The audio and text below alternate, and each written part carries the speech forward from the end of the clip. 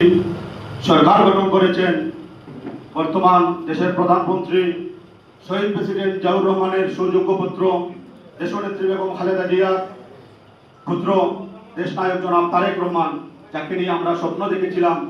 কোটি কোটি জাতীয়তাবাদী পরিবারের লক্ষ লক্ষ নেতাকর্মী প্রাণের বিনিময়ে আজ তারেক রহমান প্রধানমন্ত্রী। আমরা সরকারের কাছে দেশের জনগণের যে আশা এবং আকাঙ্ক্ষা ছিল আমরা ইতিপূর্বেই দেখছি এবং দেখতে পাচ্ছি।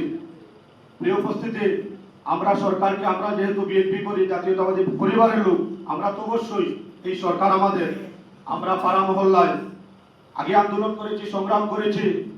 এখন দেশের সরকারের যে বামপন্থী আছে, যে উন্নয়ন হচ্ছে, ফ্যামিলি কার্ড বিতরণ হচ্ছে, 10,000 টাকা কৃষি ঋণ মওকুফ হচ্ছে, কিন্তু আমাদের অনেক নেতৃবৃন্দরা ফেসবুকে দিতে এগুলি দেখিনি।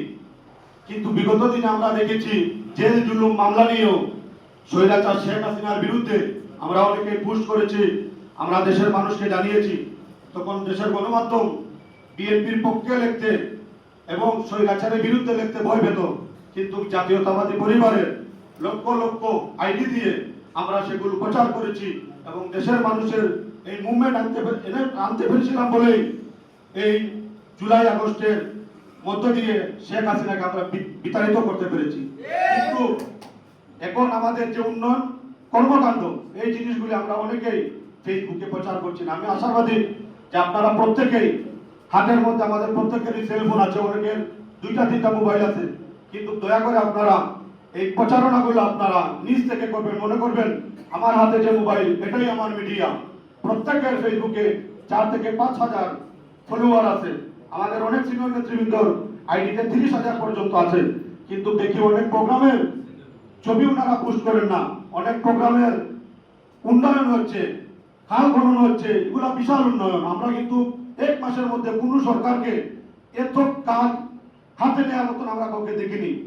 সবাইকে বিনীতভাবে অনুরোধ করব, সবাই এগুলি করবেন, ফেসবুকে পোস্ট করবেন এবং আমাদের মধ্যে যে আত্মার সম্পর্ক আছে, দয়া করে আমরা সুদিনে এসে যেন কারোর প্রতি ইচ্ছা আমরা শিকার হইনি। আরেকটি জিনিস, আগস্টের আগে অনেক নেতৃবৃন্দরা ছিল, আপনারা হচ্ছেন আমাদের অভিভাবক, আপনাদেরকে নিয়েই, আপনাদের নেতৃত্বেই আমরা আন্দোলন করেছি। সবাই এখানে জেল জুলুম আন্দোলন সংগ্রাম করে এখানে এসেছে, জেলে যান নাই এমন নেতা কর্মী নাই। দয়া করে আপনারা সেই দুঃসময়ের কর্মীদেরকে আপনারা সুনজর রাখবেন আর সবাইকে নিয়ে আমরা এগিয়ে যেতে পারি। এই আশা প্রত্যাশা আমরা বক্তব্য শেষ করছি। বাংলাদেশ জিন্দাবাদ, মেহনতি মানুষের প্রাণের সংগঠন সিলেট মহানগর শ্রমিক দল জিন্দাবাদ, জিন্দাবাদ।